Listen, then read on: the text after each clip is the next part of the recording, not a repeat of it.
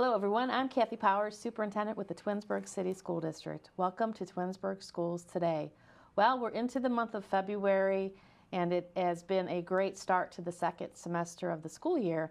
And if you've been paying attention to the national news and news locally, you know that there have been a lot of new edicts with respect to food service and how school districts operate food service departments for the health and benefit of our students. So I'm really delighted today that our food service supervisor, district dietitian, Mr. Mark Bindus, is here.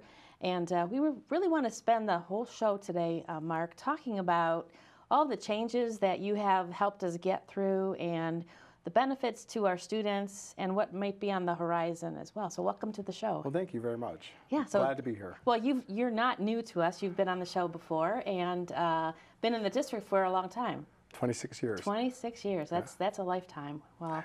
And you do such an amazing job. And through different requirements and changes at the Ohio level and the federal level, you've stayed very current with our school lunch program, making sure that our students get the best that they need to be healthy and ready to learn. Well, thank you.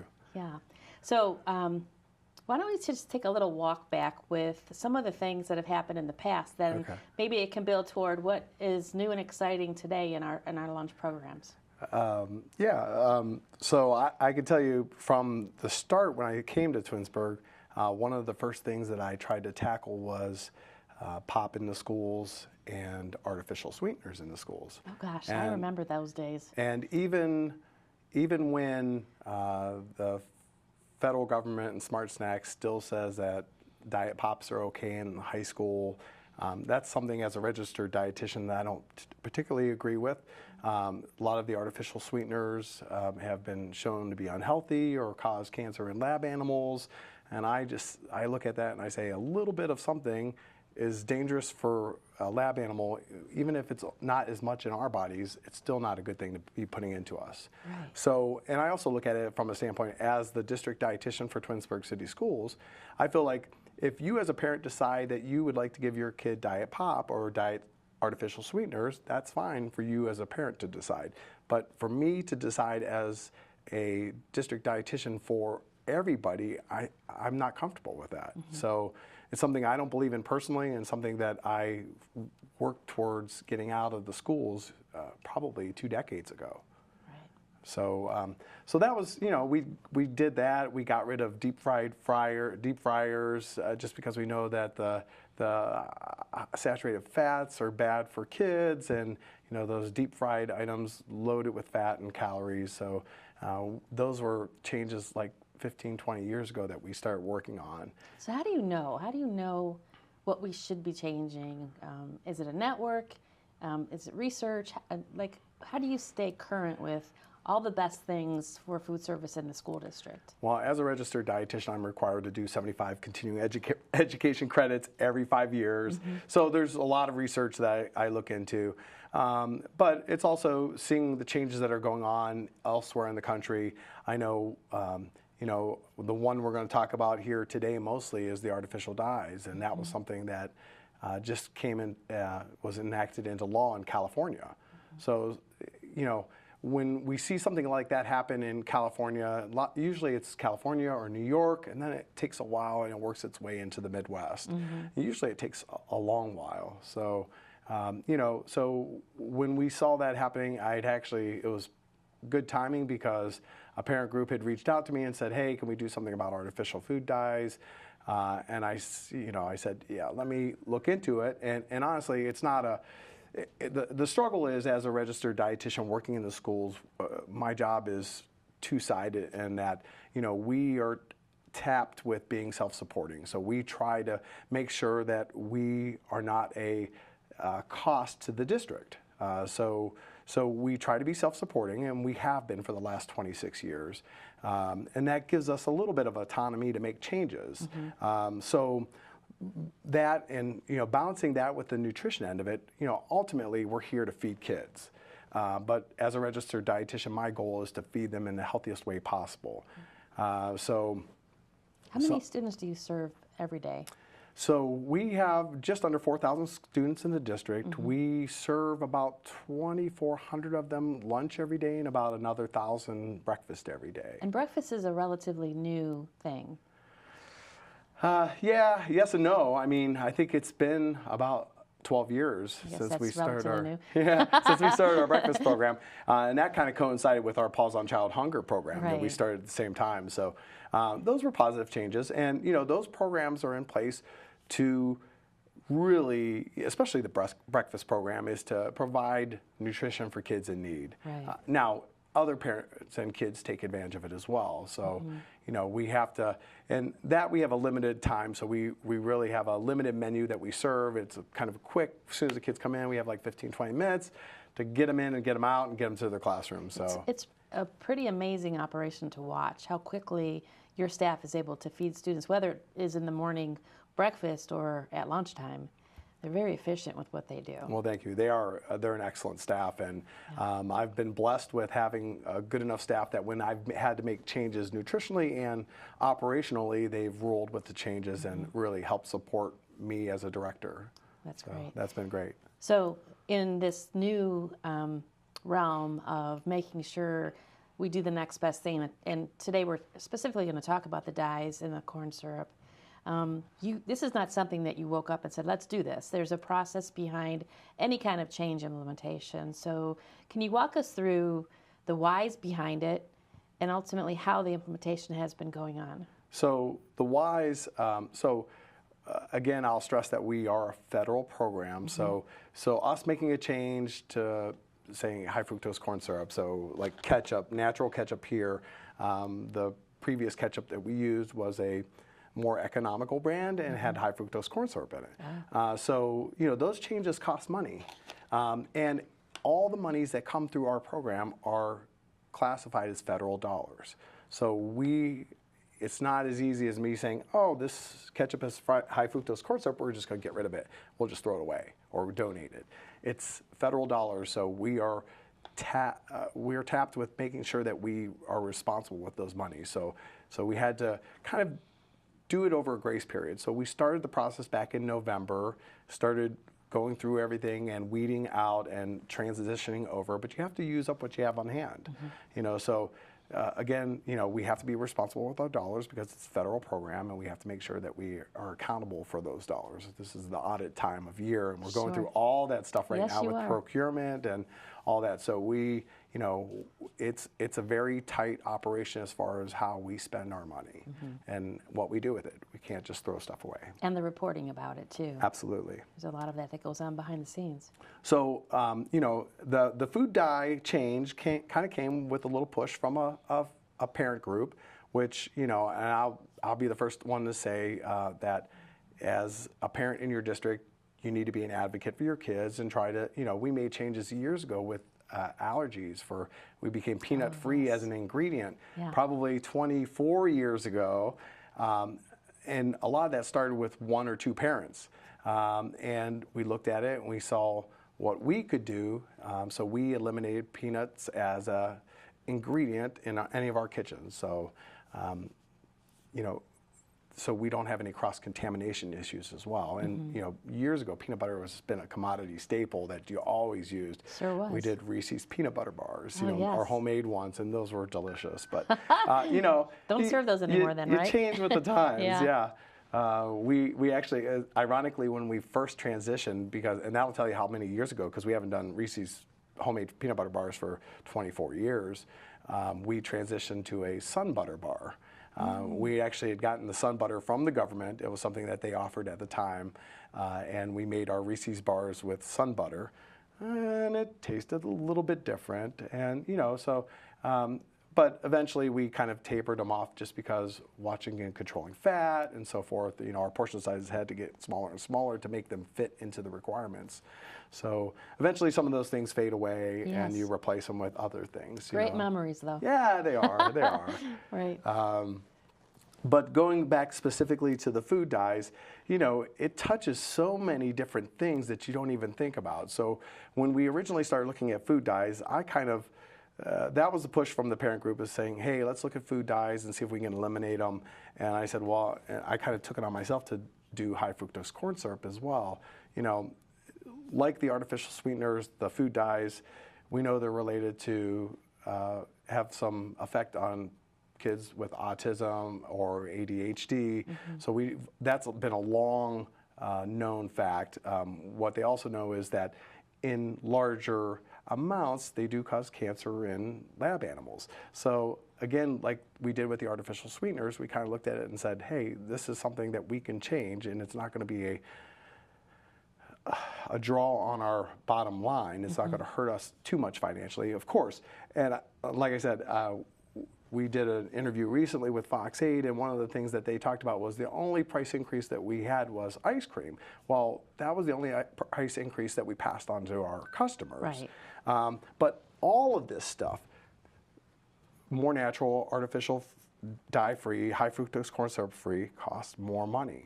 So it's that balancing act again. So what can we do within reason? How can we make the changes based on the program that we have?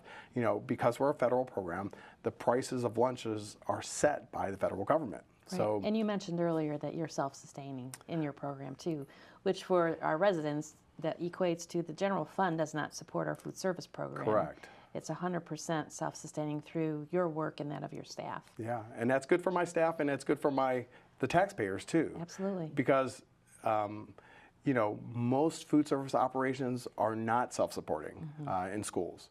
So a lot of them are dependent on funding from the general fund. So we've been able to do function without that since I've been here. It's amazing, actually. Anyway, going back to the food dyes, so we went through and looked at all of our foods that we serve, ice cream, snacks, condiments. A lot of the products that are made specifically for schools already had gotten rid of a lot of that, with the exception of some of our Frito-Lay products.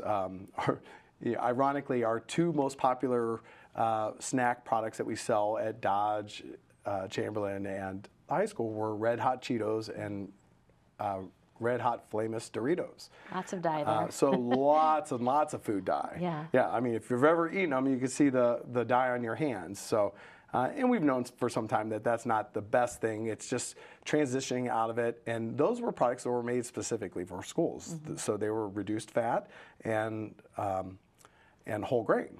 So they were deemed as appropriate for schools, but when you look at the food dyes, we kind of thought not. And just with like the Doritos, this was a product that just came out recently, and we brought it in, are using it as an a la carte item. We actually use it as our walking tacos for our young kids. They like their Doritos. We used to use Doritos for walking tacos. So we've been able to keep that. This is a product I think came as a result of the changes that happened in California with the law and saying no food dyes in the schools. So Doritos made a product like this. And we know that a lot of these manufacturers make products for European countries that are free of all this stuff. Yeah, I've never heard of Wild White nachos before. Yeah, it was brand new. We kind of discovered it in December and kind of went with it. But you know, we use a larger bag for our walking tacos for our upper buildings, Dodge, Chamberlain, and high school. And the Doritos were extremely popular. Well, we were able to move to the Fritos, which actually is a very clean ingredient label. There's only 4 items in the whole ingredient label. So not reduced fats. We had to kind of balance that out as well. So again, everything's a consideration because nutritionally we can get rid of some items, but we have to be conscientious of other items like fat and salt and so forth. Right. You changed to whole grains a long time ago, right? And that was a requirement. You know, one of the things that the federal program under the Obama administration had made changes 13 years ago to the National School Lunch Program. More whole grains, lower sodium, more fruits and vegetables. And ironically, 13 years later, some of those changes are still being inched in. So it's a very slow burn as far as implementation when you're talking about an industry as big as the National School Lunch Program.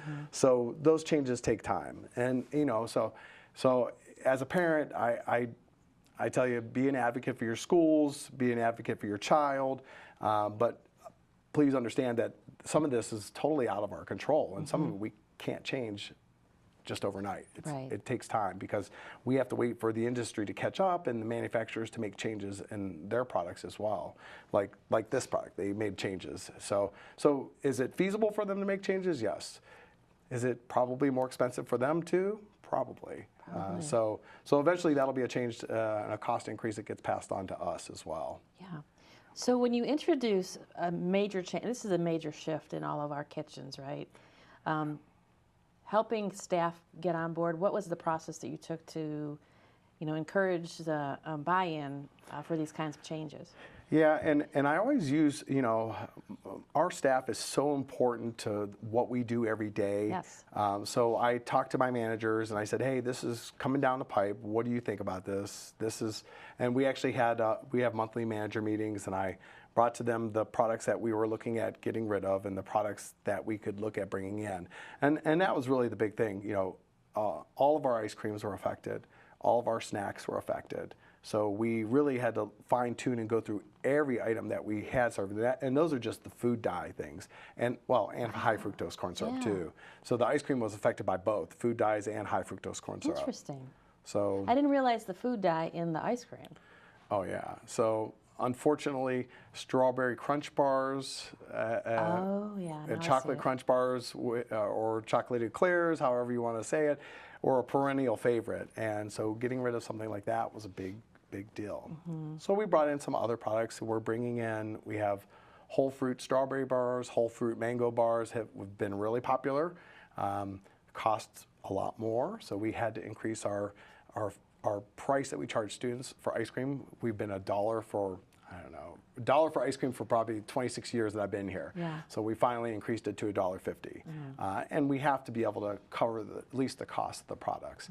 But we're also looking at bringing in some Johnny Pop products that are organic and gluten-free and very cost-effective too. So there'll be some other things that we bring in as we move along here. So the introduction to the staff was pretty strategic, first starting with your cafeteria managers and then to the rest of the staff thereafter. Yeah, I mean, we kind of talked it through with them first, and we said, okay, this is and really it came down to our two most popular snack items at the time, which were the Doritos and the Red Hot Cheetos, and said, okay, this is an item that we move a lot of, or what are we going to replace it with? What do you think of these items? So I kind of went through and bring them a bunch of items that we could look at, and we considered those, and we probably brought in 5 or 6 new products since we made this change, and probably only got rid of like 2 or 3.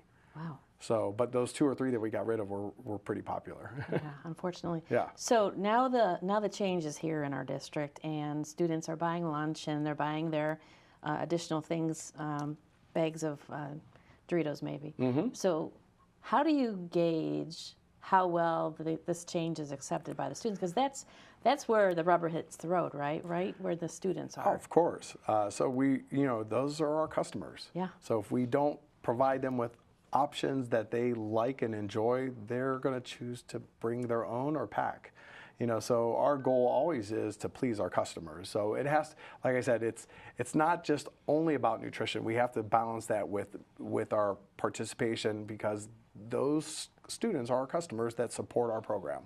And if we don't support our program, then we are not in a position where we can make changes like this, because all of those changes cost more money. And we absorbed most of those, except for the ice cream. Sure. So the students, I've been doing this for 32 years, and I used to do a lot of student surveys, and I found that they really weren't real valuable. So what I normally do at all my schools, and I've continued it through my career, is kind of plate waste studies or trash studies. So and really sales studies. When we make a change on the menu, we see how the participation changes. If it's doing well, the participation stays about the same or increases. If it's a bad change, then the participation may drop considerably. And we've made some menu changes over the years, and some of them were well accepted and some of them weren't. So you have to be willing to, roll with the changes and say, oh, this worked, this didn't, so we can go back to the drawing board and try something else. Yeah. So it's a process, you know, and ultimately we're here for the kids. We're here to feed the kids nutritiously and cost effectively, because that's the balancing act. Right, and it's all about helping kids be healthy. And helping them make good choices. Right. So, you know, we brought in new vending machines to our high school and middle school this year, and with that, this kind of debuted, and we brought all these new products in. So it's actually gone over real well. So Good. So we're happy with that. That's good. What's on the horizon? What's next? You know. Well, you know, I mean, it's. I always look at everything as baby steps. You know, so we're just on the tail end of this implementation, so it takes time.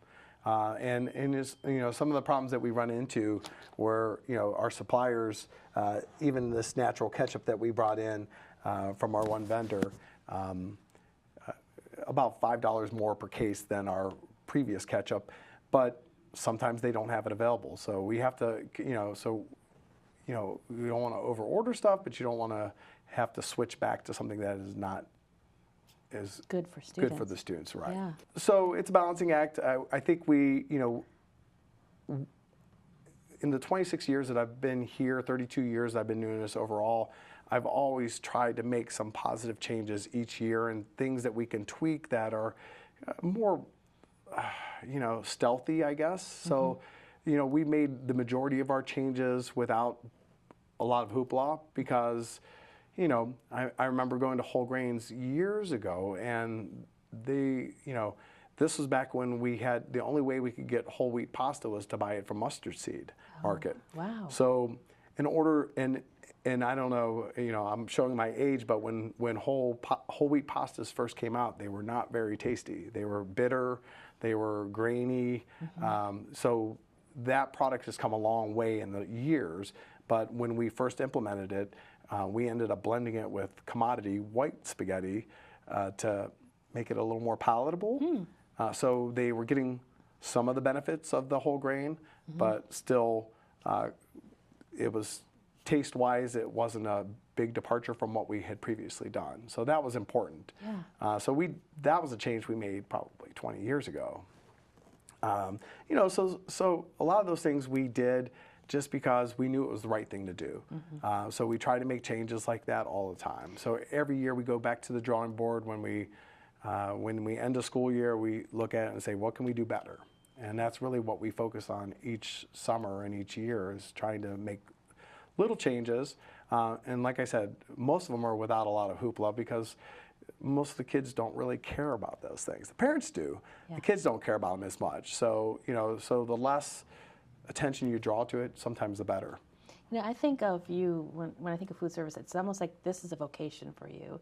You are 100% in, always trying to figure out what the next thing should be, but making sure it's balanced with all the best things for students. And behind the scenes, your support of our disadvantaged students, our students who participate in our free and reduced lunch program. I mean, you take that role so seriously in the application process and making sure that we're serving all children, but making sure that we are accountable for students who don't have the wherewithal to bring their lunch to school. So can you say a few things about that process and how the percentage of students that we have that are free and reduced lunch across the district? And okay. Yeah, and that's, since COVID, our numbers have increased dramatically in our free and reduced percentages. I think we're sitting just a hair below 27% right now, free and reduced in our Twinsburg City schools. That is an uptick. So it's quite a bit Yeah. uptick. I think when I started, well, just to show you, 12 years ago, 13 years ago when we started our breakfast program, the percentage number that you looked at that time was if you were close to 20% in a school that you should consider offering a breakfast program. Well, I believe at the time we started offering it, one of our schools hit right around 20%. And the rest were like 15, 16%. So now from there we've gone a long way, and those numbers have increased. And part of that is how the state and federal government made changes. You know, a few years ago they came up with a direct certification process. So anybody that was receiving food stamps or welfare automatically got approved. So that helped in catching a lot of people and a lot of kids that fell through the cracks. That was part of the uptick there, and more recently, the federal program implemented that if a child was also receiving Medicaid, that they could receive free or reduced meals. So those are direct certifications that we get from the state. We do an upload. State requires us to do 3 a year. We do probably 1 every week, without exception. And that way we don't miss any of those kids that are just new to our district, that aren't familiar with the program, that don't know to apply for it. So a lot of those parents are getting approved before they even think about it. That's great. So that's a good thing for our kids. And ultimately, we're here to feed kids, especially our kids in need. Sure. And we want to make sure that they don't fall through the cracks. Right. And you are at the front and center with respect to our Pause and Child Hunger program, too. We have about 2 minutes left in today's show. Okay. Can you just explain a little bit about that and how folks can help support Pause on Child Hunger? Yeah, and we are, we're funded through our donations are funded through the Twinsburg Schools Foundation now. We used to be the Emergency Assistance Center. They've kind of passed that on to the Twinsburg Schools Foundation. But the majority, we've seen that number jump. So we're supported for our backpack program. So we do a bag of nutrient-dense snacks and juices and fruit, applesauce, stuff that's dry storage. We've played with that over the years, Sure and we have. found, fresh produce is great, but it doesn't hold well, especially if it's sitting for a long time, or it's just, so it's a process, and we've kind of gotten to a point where we've got it down to a science, but it's a program that is totally supported by donations from our parents and from industries and companies around the Twinsburg area. So we've been blessed that has been continually supported throughout the years. I think we're over 250 kids a weekend that we provide backpacks to now. When we started, it was in the hundreds. So we've come a long way with that too. And it's just another way that we can service our kids and our parents and provide something for those in need. Yeah, well, on behalf of all of our Tigers, Mark, I just appreciate all of the attention you give to making sure that the food that we prepare in our kitchens and serve to our students is the very best. And thank you for your continued advocacy for doing all the right things to keep our students healthy and safe. Well, thank you very much. I really enjoy my job, and I have a great staff to work with, so I'm really blessed in that way. Awesome. And we're so glad that you're part of our team as well.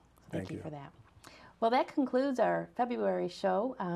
I hope that you learned a little bit about our food services program. If you have any questions, please feel free to reach out to Mr. Bindus at the district. On the district website, you can find his email address and contact information.